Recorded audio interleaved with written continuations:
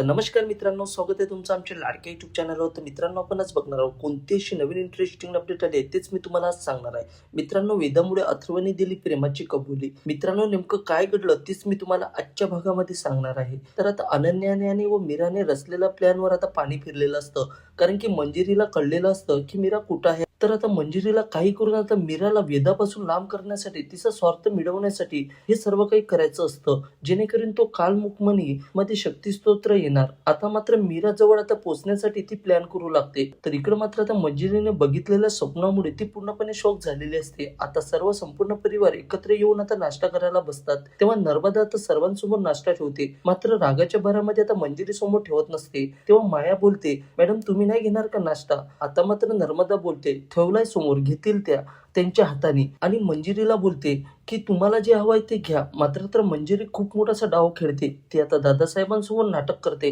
नर्मदा, मला माहिती आहे तुला माझा खूप राग आलाय, मात्र मी सुद्धा सर्वांसमोर माफी मागितली ना, तरी सुद्धा तू असं का वागताय मला काही माहिती नाही. मात्र आता नर्मदा बोलते, वहिनी मला तुमचा डाव कळतोय. जोरात बोलू लागते, नाटक नका दाखवू, मी तुम्हाला चांगलंच ओळखते. तेव्हा मात्र मंजिरी तिथून उठून आता रागात निघून जाते. तर इकडे मात्र अथर्व आता एकांतात बसलेला असतो. त्यामुळे त्याला जाणवतं, त्याला मीराचा भास होऊ लागतो, त्याला मीराची आठवण येऊ लागते, तिच्यासोबत घालवलेले क्षण आठवू लागतात. तेव्हा मीराने ठेवलेल्या फोटो समोर आता अथर्व जाऊन बोलू लागतो, मीरा मला कळलंय की मला तुझी खूप गरज आहे.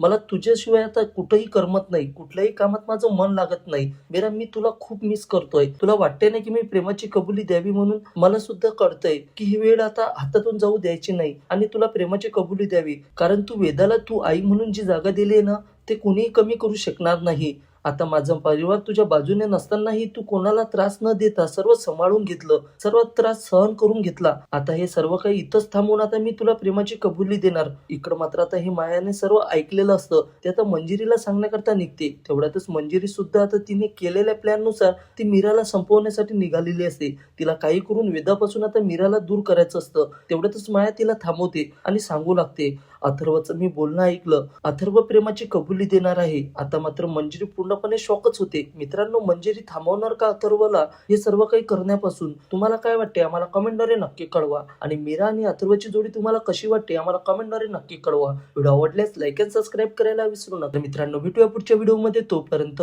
जय हिंद.